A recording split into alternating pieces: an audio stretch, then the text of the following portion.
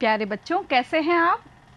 बच्चों, आज हम सामाजिक विषय की आपकी पाठ्य पुस्तक इतिहास की हमारा इतिहास और नागरिक जीवन का पाठ 7 भारत में मौर्य प्रशासन की स्थापना का भाग 2 का अध्ययन करेंगे, जो कि क्लास 6 में है, जिसमें आज हम अशोक के धम्म, उसके संदेश और मौर्य साम्राज्य का पतन किस प्रकार से हुआ, इसके बारे में विस्तार से चर्चा करेंगे।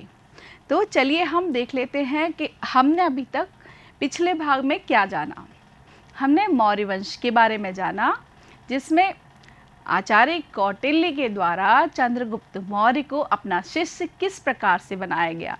एक बार आचार्य कौटिल्य नंद वंश के साम्राज्य धननंद से अपमानित होकर जा रहे थे, तो वहीं रास्ते में उन्होंने चंद्रगुप्त मौर्य नाम के एक बालक को राज्य कीलकम नामक खेल खेलते देखा, जिसमें वह बालक एक राजा की तरह बहुत ही खूबसूरती से, बहुत ही चतुराई से नेतृत्व कर रहा था और अन्य बालक उसकी प्रजा बने हुए थे।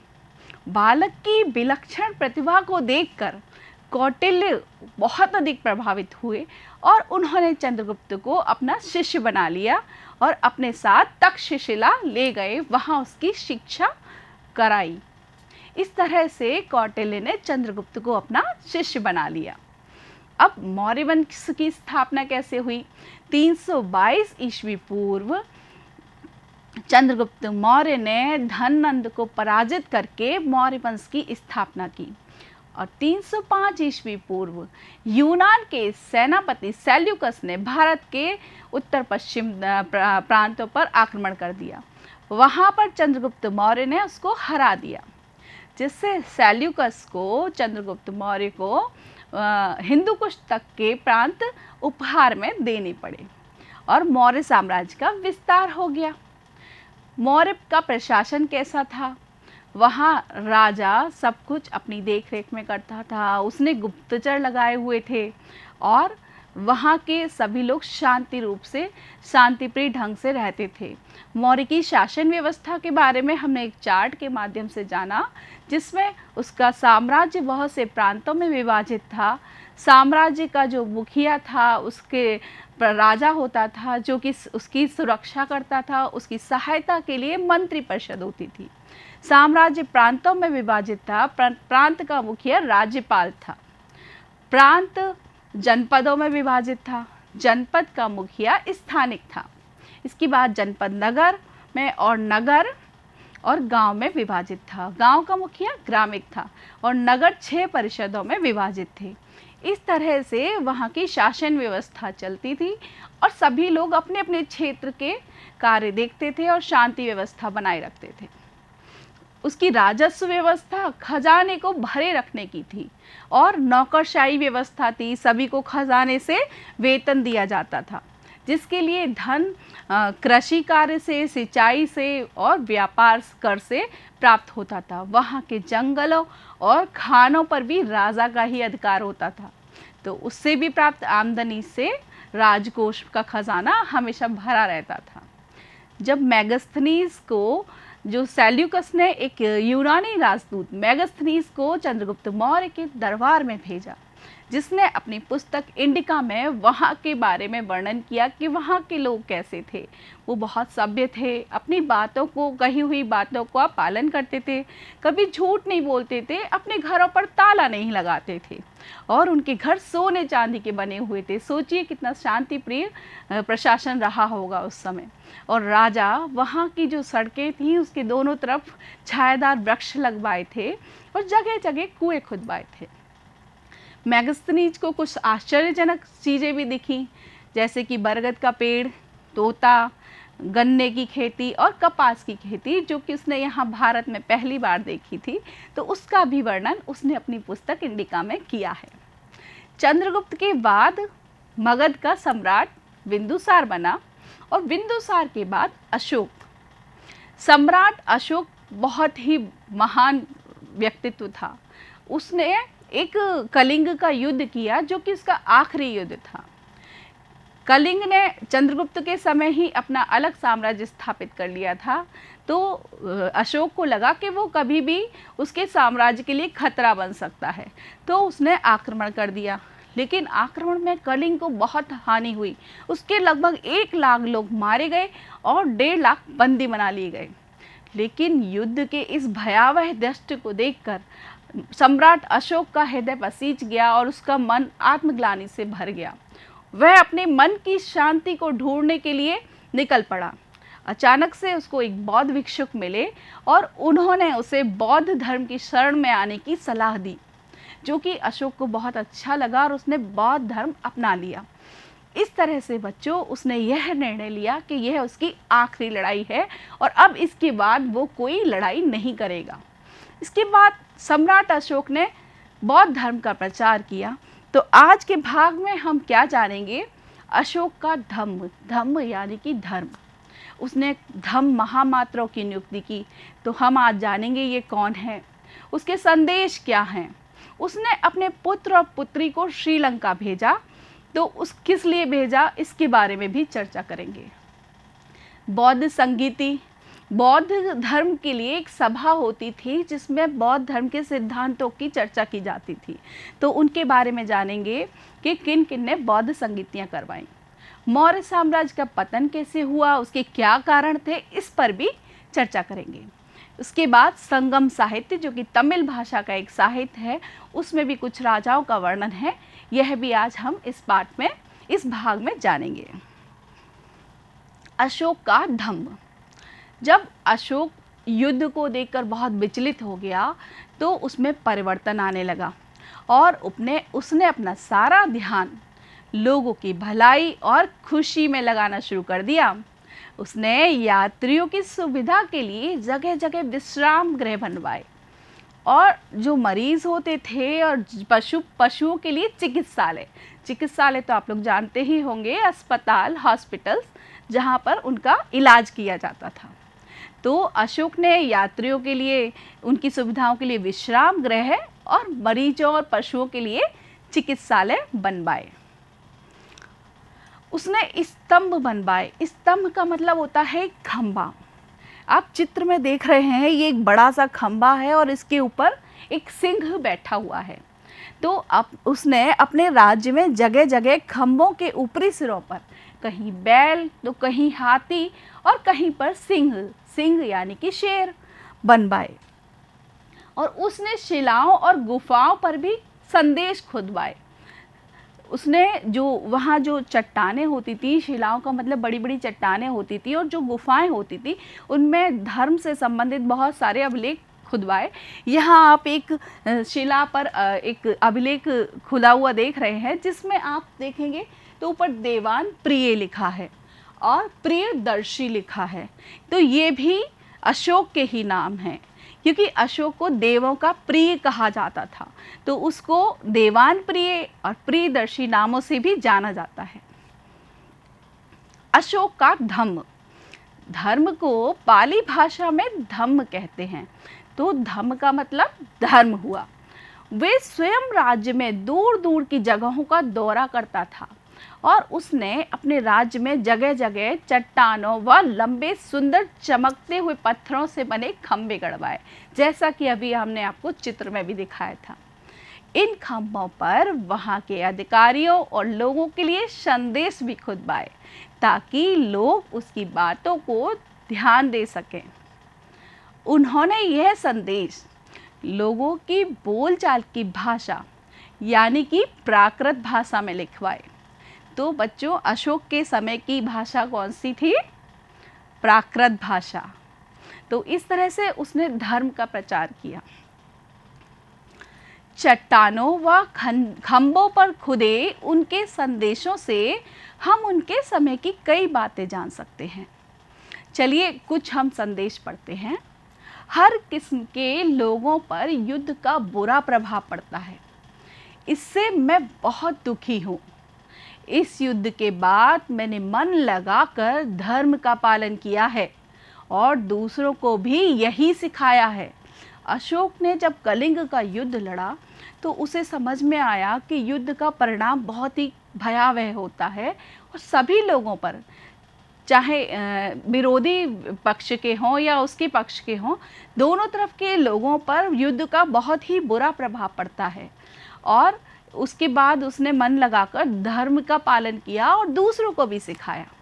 उसने कहा, मैं मानता हूँ कि धर्म से जीतना युद्ध से जीतने से बेहतर है, क्योंकि उसने कलिंग पर युद्ध करा और युद्ध से जीतना चाहता था। फिर उसको इस बात का एहसास हो गया कि धर्म से जीतना ज़्यादा बेहतर है अपितु युद्ध से जीतने के। मैं यह बातें खुदबा रहा हूँ ताकि मेरे पुत्र और पौत्र भी युद्ध करने की बात ना सोचें और धर्म फैलाने की बात सोचें। तो उसने ये संदेश किस लिए खुदवाए? अब आप समझ ही गए होंगे, उसने ये संदेश इसलिए खुदवाए कि उसके बाद की जो उसकी पीढ़ियां हैं, उसके बाद के उसके पुत्र और पौत्र हैं, वो भी इन बातों को जाने और कभी भी अपने जीवन में कोई युद्ध ना करें। धम्म महामात्र। बच्चों, सभी राजा अपने राज्य में विभिन्न कार्यों के लिए अधिकारी नियुक्त करते हैं, लेकिन एक सम्राट अशोक ऐसा है, उसने अपने जीवन के बारे में प्रजा को सही राह दिखाने के लिए अलग से अधिकारी रखे, जिन्हें उसने धम्म महामात्र कहा। तो सोचिए, उसको धर्म के प्रति कितना ज्ञान हो गया था, धर्म के प्रति कितना लगाव हो गया था कि उसने धर्म के प्रचार के लिए महामात्र नाम के अधिकारी भी रखे। उनका काम था कि वे गांव-गांव और नगर-नगर जाकर लोगों को सही व्यवहार की बातें बताएं। आइए कुछ अशोक के संदेश पढ़ते हैं। यहाँ किसी जीव को मारा नहीं जाएगा और उसकी बलि नहीं चढ़ाई जाएगी। तो सोचिए, उसने मनुष्य के ही लिए नहीं, जीवों के लिए भी दया भाव रखा और उसने लिखवाया कि यहाँ किसी भी जीव को ना तो मारा जाएगा और ना उसकी बलि चढ़ाई जाएगी। लोग तरह तरह के अवसरों पर तरह तरह के संस्कार करते हैं, हम सभी लोग करते ही हैं। कभी कोई त्यौहार मनाते हैं, कभी सभी धर्मों के लोग अपने अपने धर्म के अनुसार अलग अलग संस्कार करते हैं, त्यौहार मनाते हैं। लेकिन अशोक ने क्या कहा, ऐसे धार्मिक संस्कारों को करना तो चाहिए, पर इनसे मिलने वाला लाभ कम ही है। तो देखते हैं उसने किस चीज़ को करने में लाभ की बात कही है। उसने कहा, कुछ संस्कार ऐसे होते हैं जिन्हें ज़्यादा फल मिलता है, जिनसे ज़्यादा फल मिलता है, और वे क्या हैं? जैसे दास और मजदूरों से नम्रता का व्यवहार करना चाहिए। तो उसने कहा, जो भी दास हैं, मजदूर हैं, छोटे लोग हैं, गरीब हैं, उनके साथ हमें नम्रता का व्यवहार करना चाहिए, मृदु भाषा में बोलना चाहिए, बड़ों का आदर करना चाहिए, जीव जंतुओं पर दया करनी चाहिए और गरीबों को दान देना चाहिए आदि। ये उसने संस्कार बताए जो कि धार्मिक संस्कारों से ज़्यादा बेहतर हैं और इनसे ज़्यादा फल मिलता है। आपको कुछ बातें और जाननी है। देखिए, अशोक को एक महान शासक कहा गया है। तो ऐसा क्यों है कि अशोक के लिए महान कहा जाता है, जबकि अन्य शासकों के लिए इस शब्द का प्रयोग नहीं किया जाता है? अशोक को महान इसलिए कहा जाता है क्योंकि उन्होंने न केवल प्राचीन भारत में सबसे बड़े साम्राज्य का शासन किया, बल्कि विश्व को शांति, अहिंसा का संदेश देने वाली उनकी जन कल्याण की भावना के कारण उन्हें महान कहा जाता है। उन्होंने सभी को शांति का संदेश दिया, अहिंसा यानी कि किसी जीव को नहीं मारना चाहिए, ना उसका वध करना चाहिए, बलि भी नहीं चढ़ाना बंद कर दिया, और सब लोगों को हमें नम्रता का व्यवहार करना चाहिए। तो चलिए हम उनकी बातों पर चर्चा करते हैं कि वो अभी भी कैसे सार्थक हैं। बच्चों, अशोक ने कहा कि हमें जीवों के प्रति दया भाव रखना चाहिए, हमें बड़ों का आदर करना चाहिए। तो जो संस्कार अशोक के समय उसने लोगों में प्रसारित किए, लोगों को उसका ज्ञान कराया, जो आज तक चले आ रहे हैं, हम लोग भी इन्हीं बातों को मानकर एक सभ्य नागरिक बनने का प्रयास करते हैं। हम सब लोग अपने बड़ों का आदर करते हैं, हम सभी जीवों के लिए दया रखते हैं और एक दूसरे से नम्रता का व्यवहार करते हैं, गरीबों को दान दिया जाता है। तो इस तरह से यदि हम भी अशोक की इन बातों को मानेंगे तो हम एक सभ्य नागरिक बनकर अपना उत्तरदायित्व पूरा कर सकते हैं। तो आपको अशोक की बातें बहुत अच्छी लगी होंगी और आप लोग भी अपने जीवन में इसको उतारिएगा। पुत्र और पुत्री को श्रीलंका भेजा। अशोक के पुत्र थे महेंद्र और उनकी पुत्री थी संघमित्रा। तो उन्होंने अपने संदेशों के प्रचार के लिए श्रीलंका उन्हें भेजा। आप जानते ही हैं श्रीलंका पड़ोसी देश है जो समुद्र में है। तो उसने अपने पुत्र और पुत्री को बौद्ध धर्म के प्रचार के लिए श्रीलंका भेजा। अशोक ने बौद्ध धर्म के सिद्धांतों में एक रूपता लाने के लिए कि सभी एक जैसे सिद्धांत माने, सब एक जैसे व्यवहार करें, उसके लिए पाटलिपुत्र जो कि उसकी राजधानी थी वहाँ पर एक बड़ी सभा की, जिसमें तीसरी बौद्ध संगीति भी कहते हैं। संगीति का मतलब होता है सभा। जब बौद्ध धर्म की सिद्धांतों के बारे में जहाँ वर्णन किया जाता है वहाँ उसकी एक संगीति रखी जाती है, सब लोगों को इकट्ठा करके उसके सिद्धांतों को बताया जाता है। तो इसलिए अशोक ने तीसरी बौद्ध संगीति की और इस तरह से 4 बौद्ध संगीतियों का वर्णन है हमारे इतिहास में, जिसके बारे में अभी हम आगे चर्चा करेंगे।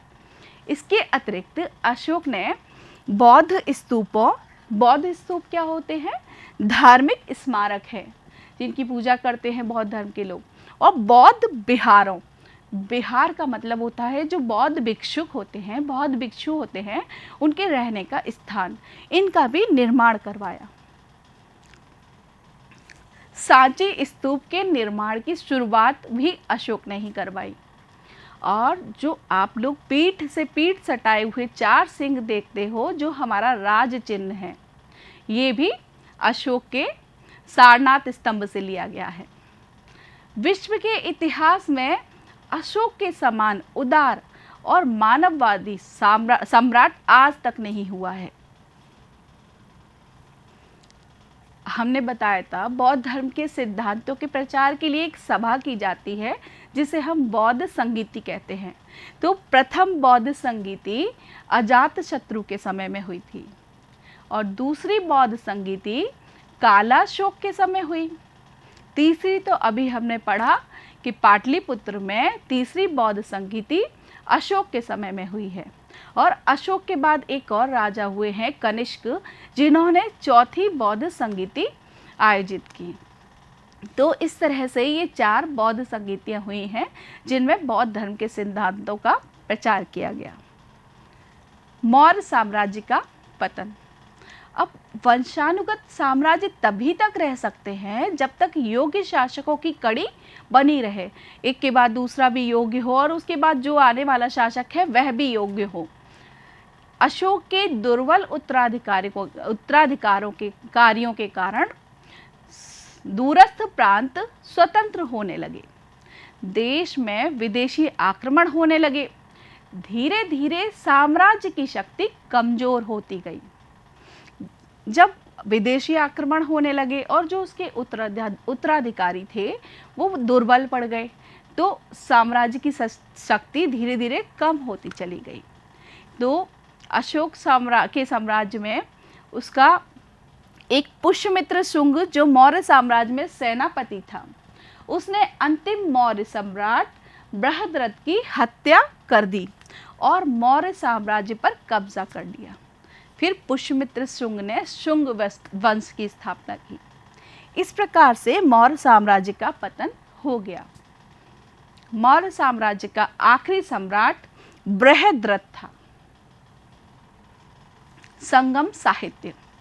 बच्चों, मौर्य साम्राज्य के ही समय उसी के समकालीन सुदूर दक्षिण भारत, अब जब भारत का नक्शा देखेंगे तो नीचे की तरफ जो दक्षिण भारत है वहाँ पर दक्षिण भारतीय राज्य चोल, जो कि कोरोमंडल तट कृष्णा नदी से नीचे तक का क्षेत्र, तमिलनाडु तक का कोरोमंडल तट कहलाता है, वहाँ पर चोल राज्य था। और केरल तट, जो कि हमारे भारत के पश्चिमी तट पर है, केरल तट पर चेर राज्य का साम्राज्य था और दक्षिणी छोर पर पांड्य का। तो इस तरह से मौर्य साम्राज्य के ही समय हमारे भारत के दक्षिण में चोल, चेर और पांड्य राज्य साम्राज्य स्थापित थे। इन राज्यों के इतिहास की जानकारी हमें तमिल भाषा के प्राचीनतम साहित्य संगम साहित्य से मिलती है, जो प्रथम शताब्दी में लिखा गया। इन राज्यों के जीवन एवं संस्कृति का हमें पता चलता है। मौर्य वंश। अब मौर्य वंश में सबसे पहले चंद्रगुप्त मौर्य ने मौर्य वंश की स्थापना की, जो कि 322 ईस्वी पूर्व से 298 ईस्वी पूर्व तक चला। तो चंद्रगुप्त मौर्य ने 24 वर्षों तक शासन किया।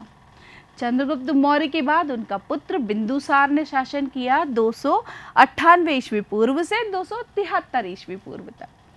तो कुल मिलाकर 25 वर्षों तक इन्होंने शासन किया।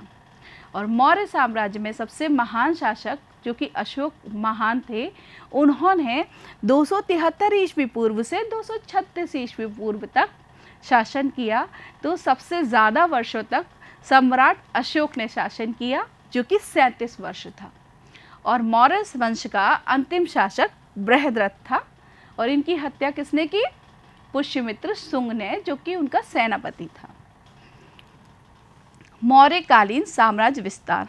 आप इस चित्र में जितना भी ये गुलाबी रंग का भाग देख रहे हैं, इस पूरे भाग में मौर्यकालीन साम्राज्य विस्तार था, जिसमें आप यहाँ हमारे भारत के उत्तर पश्चिम जो छोर है, इधर पाकिस्तान, अफ़गानिस्तान, हमने आपको बताया था कि सेल्यूकस ने इनको हिंदू कुश पर्वत तक का प्रांत उन्हें संधि के बदले में देना पड़ा।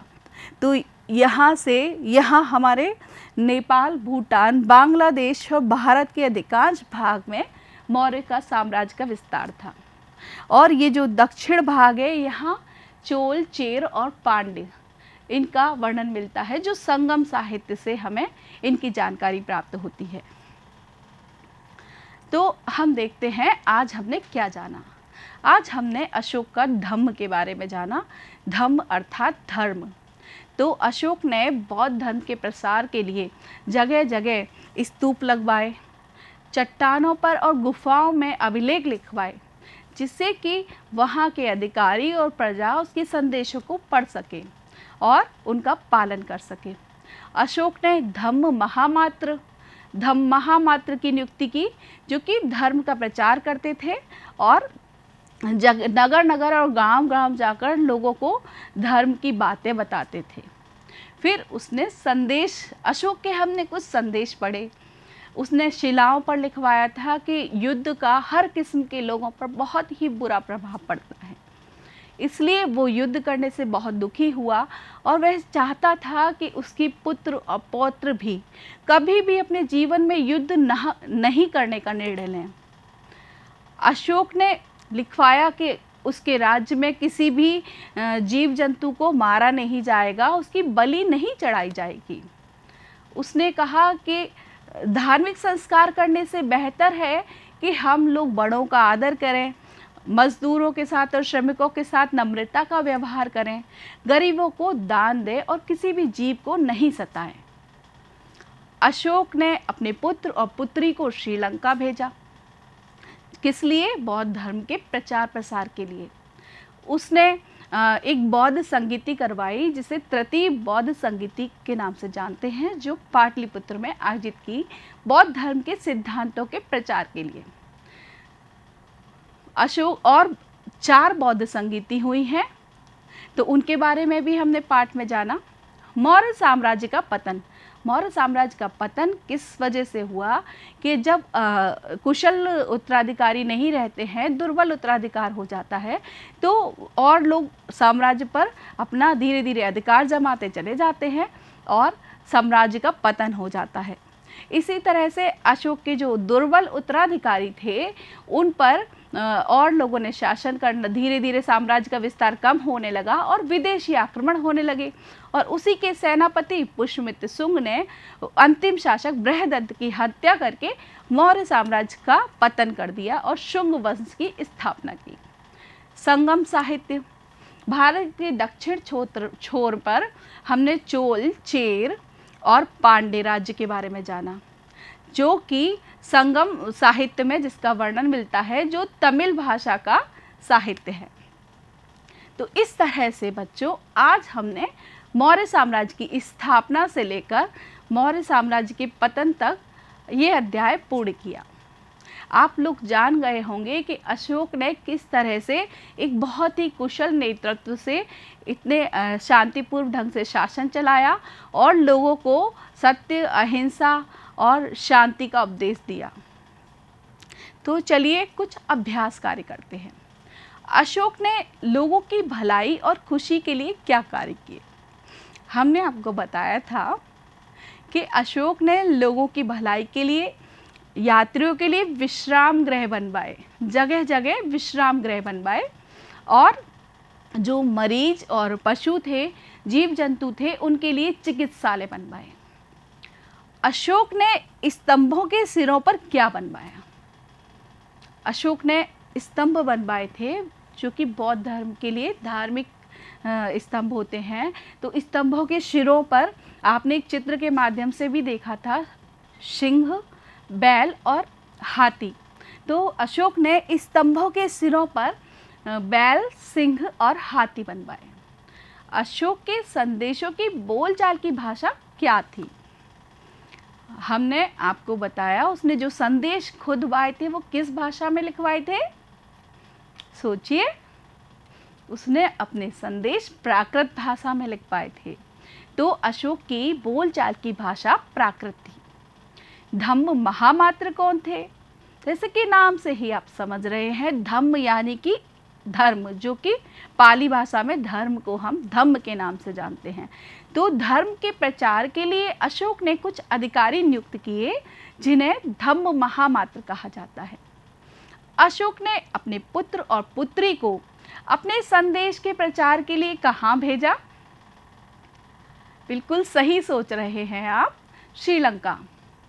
हमारा राज चिन्ह कहाँ से लिया गया है? बच्चों, बहुत ही इंपॉर्टेंट प्रश्न है। हमारा राज चिन्ह सारनाथ के स्तंभ से लिया गया है। तृतीय बौद्ध संगीति किसके समय में हुई थी? तृतीय बौद्ध संगीति अशोक के समय पाटलिपुत्र में हुई थी। और प्रथम अजातशत्रु, द्वितीय कालाशोक, तृतीय अशोक के समय और चतुर्थ कनिष्क के समय। मौर्य साम्राज्य के पतन के क्या कारण हैं? कुशल उत्तराधिकारी ना होने की वजह से, दुर्बल उत्तराधिकारी के कारण मौर्य साम्राज्य का धीरे धीरे पतन होता चला गया। विदेशी आक्रमण होने लगे और मौर्य साम्राज्य के सेनापति पुष्यमित्र शुंग ने मौर्य साम्राज्य के अंतिम शासक बृहद्रथ की हत्या कर दी। इस तरह से मौर्य साम्राज्य का पतन हुआ। अब यहाँ कुछ 2 कॉलम दिए गए हैं, इनको हमें दूसरे कॉलम से मिलाना है जिसका सही जो विकल्प है।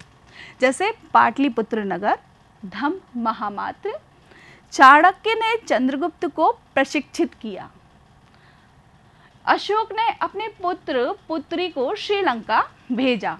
तो अब हम इसके यहाँ आंसर देखते हैं कि किससे कौन सा मिल सकता है। प्रजा को सही राह दिखाने वाले अधिकारी। तो सब सही राह दिखाने वाले अधिकारी कौन से हैं? आप इसमें से ढूंढेंगे। बौद्ध धर्म के प्रसार के लिए, बौद्ध धर्म के प्रसार के लिए अशोक ने क्या किया था? इसमें से कौन सा उपयुक्त आंसर है? आप इसको देख सकते हैं। नंद वंश के शासकों को परास्त करने के लिए, अशोक नंद वंश के शासकों को परास्त करने के लिए क्या हुआ था? आप इसमें विकल्प ढूंढिए। 6 परिषद के द्वारा शासित था। तो चलिए, जैसे हम एक बताते हैं, पाटलिपुत्र नगर, जब हमने मौर्य साम्राज्य का शासन व्यवस्था एक चार्ट के माध्यम से बताई थी, तो वहाँ बताया था कि पाटलिपुत्र जो नगर 6 परिषद में विभाजित था, 6 परिषद के द्वारा शासित था। तो इसका सही आंसर है 6 परिषद। इसी तरह से आप अपने और आंसर लिख सकते हैं। तो चलिए, एक प्रोजेक्ट कार्य करना है आपको। अपने परिवार की वंशावली का चार्ट तैयार करना है। आपके पिताजी का नाम, उनके पिताजी जो कि आपके दादाजी हैं उनका नाम, और फिर उनके भी पिताजी और माताजी, सबका नाम। आप एक वंशावली का पूरा चार्ट तैयार करेंगे। उनके भाई बहन, आपके भाई बहन, इस तरह से आपको ये प्रोजेक्ट कार्य करना है। बच्चों, आज के लिए बस इतना ही। पुनः अगली कक्षा में आपसे दोबारा मिलते हैं, तब तक के लिए धन्यवाद।